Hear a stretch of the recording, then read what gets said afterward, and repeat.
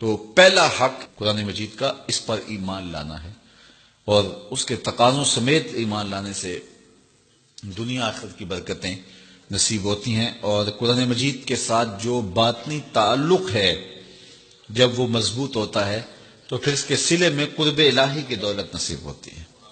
جب اس کے ساتھ تیقن پیدا ہو جاتا ہے، یہ تیقن ہی من میں روشنیاں پیدا کر دیتا ہے۔ دوسرا حق اس کتاب کا یہ ہے کہ اس کو صحت لفظی کے ساتھ تلاوت کیا جائے۔ قرآن مجید کی تلاوت من کے روگ مٹاتی ہے، من کے میل گوا دیتی ہے، اندر کی ستھرائی کا سامان ہوتا ہے۔ اقبال کہتا ہے تو نہ دانی کہ سوزے کراتے تو دیگر گوں کر تقدیر عمر را۔ میری بہن تو نہیں جانتی، جب تو بہن ہو کے قرآن پڑھے تو عمر کی تقدیر بدلتی، اور جب تو ماں ہو کے قرآن پڑھے بیٹا نیزے کی نوک پہ قرآن سناتا ہے۔ تو یہ قرآن من میں سویرے، من میں روشنیاں اتارتا ہے۔ ادھر قرآن پڑھا جا رہا تھا، ادھر عمر کے دل کے میل دھل رہے تھے۔ تو تلاوت من کے روگ مٹاتی ہے، من کے میل دور کر دیتی ہے، اور تلاوت کرنے والا راحتوں کے ایک جہان میں آباد ہو جاتا ہے۔ اسی لیے میرے حضور نے فرمایا اتل القرآن وابکو، قرآن پڑھا کرو اور قرآن پڑھتے ہوئے رویا کرو۔ فَإِن لَمْ تَبْكُوا فَتَبَاكُوا، اور اگر رونا نہ آئے تو رونے کی کوشش کیا کرو۔ حضرت داتا صاحب سے پوچھا گیا حضرت اگر رونے کی کوشش کریں پھر بھی رونا نہ آئے، فرمایا پھر مقدر پہ رویا کرو۔ اتنے سنگ دل ہو گئے ہو تمہاری آنکھیں آنسوں کا خراج نہیں دیتی۔ تو اس قرآن کی تلاوت سے من ستھرا ہوتا ہے، من پاک ہوتا ہے۔ جب تک نہ ہو تیرے دل پہ نزول کتاب، گرا کشا ہے نہ رازی نہ کشاف۔ دل پہ جب اترے، جب یہ محسوس کرے، دیکھو حضور کی وساطت سے رب نے مخاطبہ کیا ہے۔ جب رب کہتا ہے یا ایھا الذین آمنوا، تو مخاطب کون ہوتے ہیں؟ ذرا غور تو کیجیے۔ میں ایک دن اعتکاف میں تھا، بڑی پرانی بات ہے، تو قرآن مجید کی تلاوت کر رہا تھا، تو لفظ آئے کہ نبّئ عبادی انی انا الغفور الرحیم۔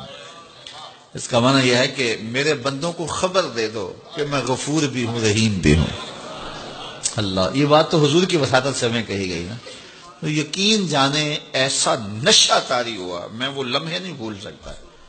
تو میں بڑا ضبط کرنے کی کوشش کی لیکن مجھے ضبط نہیں ہو رہا تھا، اور پھر مجبور ہو کے میں اٹھا اور ایک ایک حجرہ اعتکاف میں گیا، اور سب کو جا کے میں نے کہا یہ رب کا کلام سنو۔ رب کہتا میرے بندوں کو بتاؤ، خبر دو، میں غفور بھی ہوں، رحیم بھی ہوں۔ تو یہ قرآن کی تلاوت کے مزے ہوتے ہیں۔ تیسرا حق قرآن مجید کا ہمارے ذمے، اس کو مفاہیم و مطالب کے ساتھ سمجھنے کی کوشش کرنا کہ یہ قرآن ہمیں کیا کہہ رہا ہے۔